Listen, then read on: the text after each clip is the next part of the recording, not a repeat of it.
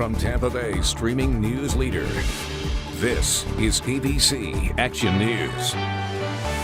I'm Dee O'Reilly. It's going to be another extremely hot and humid day across the Bay Area today. Shay Ryan is in for Greg D. She'll have a full look at your forecast coming up in just a second. But first, though, let's get to your ABC Action News headlines. Hillsborough County leaders are working now to address a recent spike in COVID-19 cases by providing free mask coverings.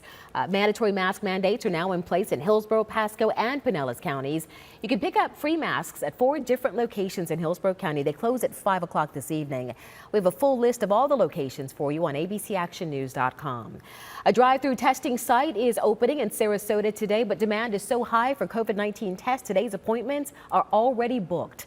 The new site is at the Inglewood Sports Complex. It's being run by the Department of Health Sarasota branch. Anybody currently experiencing COVID-19 symptoms is getting tested first. Officials are working to schedule more testing in southern Sarasota County.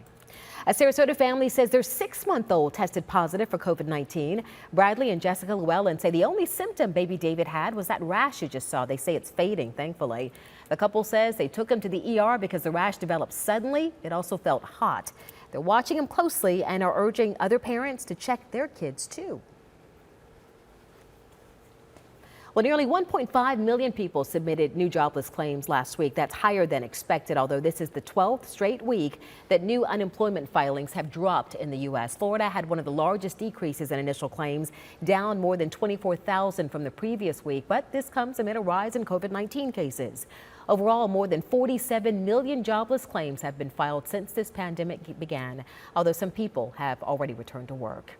Our I-Team uncovered local law enforcement agencies are spending tens of thousands of your tax dollars on tear gas.